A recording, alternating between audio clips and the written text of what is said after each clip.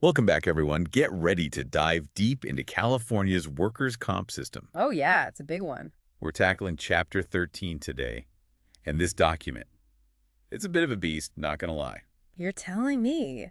Especially if you're dealing with an injury or, just starting to learn about this whole system. It's enough to make your head spin.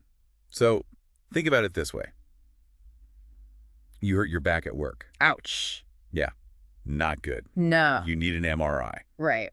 You're probably thinking, okay, how much is this gonna cost me? Big question. That's where the official medical fee schedule comes in, Yeah. or OMFS for short. The OMFS, yeah, it's essentially like a price list. A price list, okay. It sets the maximum fees for all those medical services in the California workers' comp system. So it's kind of like a safeguard against what? Price gouging. Exactly. Think of it that way. Okay, that makes sense. Protects me from getting, overcharged. Right. But how do they even come up with these maximum fees in the first place? Is it just like someone picking random numbers? Well, that's where things get interesting. California's system, it's been changing, especially when it comes to those physician fees. Oh, really? Yeah, they're moving towards a model that's based on Medicare system, I've heard of that. resource-based relative value scale, or RBRVS. RBRVS rings a bell, but I'm a little fuzzy on the details, if Yeah. I'm honest. Before 2012, California had its own unique system, but then they decided, hey, let's align with the bigger healthcare world, Makes sense. and gradually adopted this Medicare RBRVS model. So when did that fully kick in? 2017.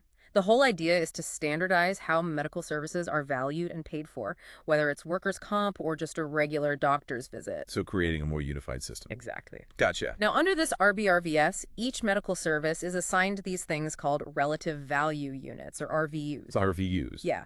They represent how much time, skill, and resources it takes to provide that specific service. So like a complex surgery would have a way higher RVU than, say, a simple checkup. You got it.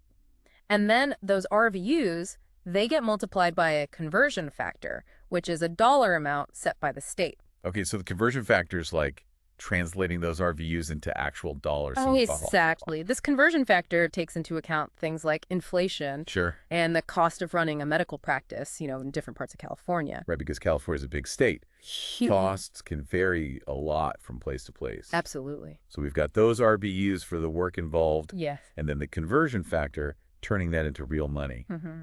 Anything else I need to know about this formula? Yes. We can't forget about the geographic adjustment factor. Another one. It's important. We call it the GAF for short. Yeah. California, like we said, it's a big state with varying costs of living, so the GAF adjusts the fee to reflect those different costs of running a practice, depending on the region. So the same procedure might cost a bit more in, say, San Francisco than it would in a more rural area. Precisely. Now, you might be thinking, is this just for doctors, this whole physician fee schedule thing? I was wondering that, yeah. And the answer is no. It actually covers a whole bunch of healthcare providers. Yeah. Nurse practitioners, psychologists, chiropractors, the list goes on. Wow, so this RBRVS thing really does impact a lot of folks. But wait, California loves to do things its own way, right? Yay! Are they just copying the Medicare system exactly? That's a great question, and the answer is not entirely. Okay, there's a twist. There's always a twist with California. They have their own set of codes called California-specific codes. California-specific codes? Yep. Unique to the state's workers' comp system. Interesting. They cover services and reports that are, specific to California. Gotcha. Like what? Give me an example. Well, there's a code for the doctor's first report of occupational illness or injury. Yeah. That report, it's essential, for starting a workers' comp claim. Makes sense. And it's a requirement here in California. So it's like California adding its own little flavor to the mix. Exactly. And these California-specific codes, they have their own fees, too, which you can find in Table 13.2 of your document. Okay, starting to see the bigger picture here. We've got this fee schedule. It's based on RBRVS, but California throws in its own curveball with these special codes. It can be a bit complex, yeah. More than I realized at first. But the goal, remember, is to make sure both providers and injured workers are treated fairly. Right. And those medical services are valued appropriately. Makes sense. So let's say a doctor provides a service, needs to get paid. What's the billing process like in this whole workers' comp world? Providers have a couple of options. The old school paper billing or the more modern electronic billing. Like paper billing. People still do that. You'd be surprised. Some providers still prefer it. Wow. But if they go that route, they need to use specific standardized forms. You can find them on the DWC website. Okay. They even have this medical billing and payment guide, walks them through it. Pretty handy. I'm guessing, though, most are hopping on that electronic bandwagon. Yeah, probably. You're right. Electronic billing, it's becoming the norm. Uh-huh. And it follows those national standards, the ASC X12. They align with HIPAA practices. Speaking of HIPAA, didn't I read somewhere that workers' comp is actually exempt from HIPAA? You've got a good memory. You're right. Technically, it is. But California, being California, they decided to align their electronic billing with HIPAA standards anyway. So going above and beyond to protect patient privacy, even though they don't have to. Exactly. And here's a little bonus for providers who ditch the paper. Oh, Electronic bills, they're paid within 15 days. wow. Paper bills can take up to 45. That's a huge difference. Time is money, especially in healthcare. You got it. But, even with a good system, you're still going to have disputes sometimes. Makes sense. Providers and those claims administrators, sometimes they just don't see eye to eye on what should be paid. Right. So what happens when a bill turns into, like, a battle? How do they resolve those disputes? California's got a two-step process for that. Okay, two sets. We'll dive into that in just a bit. Okay, so before the break, we were talking about those billing disputes that come up sometimes. Right. You mentioned a two-step process. Walk me through that. So if a provider, let's say a doctor, disagrees with how their claim was processed, they can file something called a request for second review. Request for second review. Yeah. They've got 90 days to do that. Okay, 90 days. And they've got two options for submitting it. Either a modified billing form or a specific form. It's called the Request for Second Bill Review, Form SBR1. So there's paperwork involved. Oh, yeah. Got to make sure they include all the right documentation to support their appeal. Right, makes sense. Now, if they go through all that, the second review, and they're still not happy, they can take it up a notch, escalate it to independent bill review. The independent bill review. That sounds serious. Is that like going to court? Kind of. It does involve a neutral third party, Okay. but it's not a court case. It's a non-judicial process. Non-judicial. Okay. It's handled by an independent organization. Right now, it's Maximus Federal Services. They review that disputed bill. So they're like a mediator for medical bills. That's a good way to put it. And here's the thing.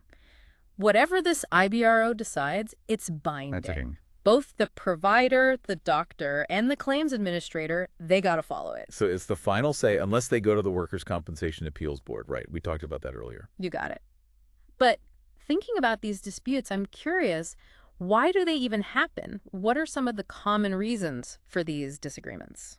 I imagine sometimes a provider might feel like the fee schedule, it just doesn't really match up with how complex a procedure was or, how much time they spent with a patient. That's a big one. Sometimes there are disagreements about whether the service was even medically necessary in the first place. So it's not always about the dollar amount. It's about whether it should have been covered at all. Exactly. And let's not forget plain old human error, Sometimes it's a simple mistake, a coding issue that throws everything off. Right. We're all human. So this two-step process with that option to go to IDR, it's there to make sure everyone's on the same page, any concerns are addressed. That's the goal. But it's important to keep in mind, this whole system, it's really about helping injured workers get the care they need, get back on their feet. Right. We can get lost in all the technical stuff, but there's a human side to all of this. Absolutely. Speaking of those California-specific codes, they play a pretty big role in how the system works here. Yeah, let's unpack those a bit more. Remember those reports we talked about, like the Doctor's First report? Yeah. Those are covered by these California-specific codes. They're super important for keeping track of how a worker is recovering. Make sure everything's being done properly. Right. So it's not just about billing. It's about documenting that whole workers' comp journey. Creates a paper trail, so to speak. Exactly. Keeps things fair and transparent. And remember, those California-specific codes, they have their own fees, too. Absolutely. Got to use the right codes when billing. Otherwise, what happens? Delays in payment, denials, nobody wants that. Definitely not. Yeah. Now, I know we touched on the IBR process, but can we do a quick recap just to really get those steps clear in our minds? Sure thing. So a provider disagrees with the payment, even after that second review. Right. They can file for that independent bill review. They've got 30 days, and there is a fee. But that fee, they get it back if they win the dispute. That's right. It's like an investment in fairness. Okay. Then the IBRO, Maximus, right now, they step in, check the application, make sure it meets all the criteria, like was the service authorized, was the application filed on time? Gotta make sure everything's in order. Exactly. Then, if it all looks good, they assign a reviewer. That person dives into the case, looks at all the documentation from both sides. So they're like a medical bill detective? Haha, I like that. They're looking for anything that doesn't line up, any inconsistencies, anything that goes against the rules. And they use the OMFS codes that were in effect at the time of service, right? Right. Even if the fee schedule's changed since then. You got it. Got to judge past services by past rules. Makes sense. So the IBRO makes their decision. They write it all up, their findings, their reasons. That decision is binding. But remember, both sides can still appeal to the Workers' Comp Appeals Board. Checks and balances. Exactly.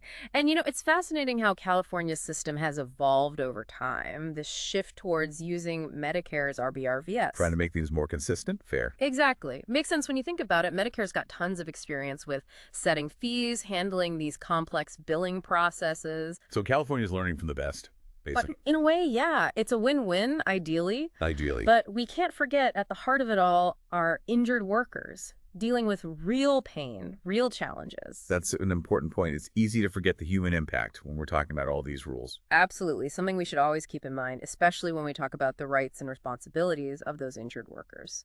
Okay, let's talk about that human side of things then.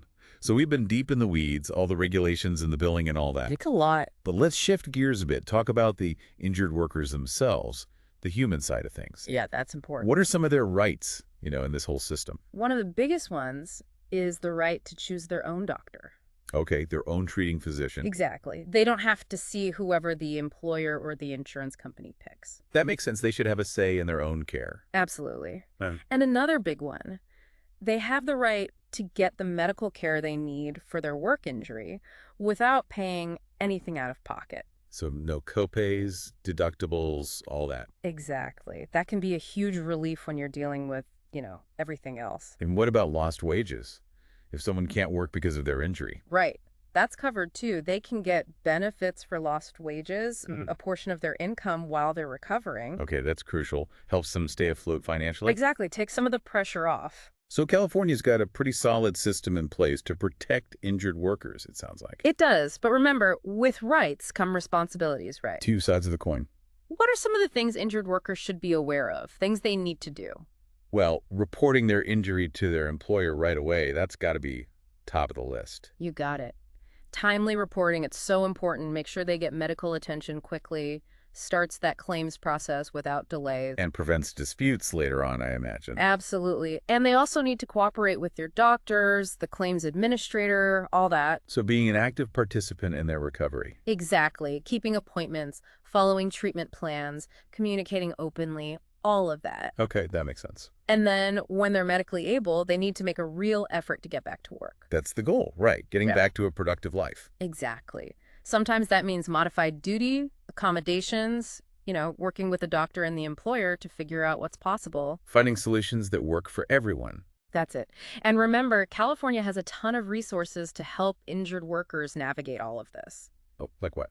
Well, the DWC, the Division of Workers' Compensation, they've got a great website, tons of info, FAQs, guides, forms, you name it. Sounds like a one-stop shop. It is. And then there are organizations like the CAA, the California Applicants Attorneys Association. They can provide legal help, advocacy. So if you need someone to explain all the legal stuff? Exactly. And don't forget about the healthcare providers. They play a big role too, advocating for their patients. Right. Doctors, nurses, they can be real allies in this process? They can talk to the claims administrator, provide documentation, help the worker get the treatment they need. It's a team effort. It really is. And at the end of the day, that's what we want people to take away from this, that they're not alone. There's help out there. That there's a whole system designed to support them. So ask questions, get guidance, stand up for yourself. Knowledge is power. Yeah. Right. The more you know, the better you can navigate this whole thing. Couldn't agree more. Keep learning, stay curious, don't be afraid to ask for help. Well said. Well, that brings us to the end of our deep dive into California's workers' comp system. It's been a journey. We've covered a lot of ground, but hopefully you're feeling a little more informed, a little more confident about this complex world. That's what we hope for. Thanks for joining us. And remember, you can always go back to Chapter 13, all those resources we talked about, to keep learning. Stay curious out there.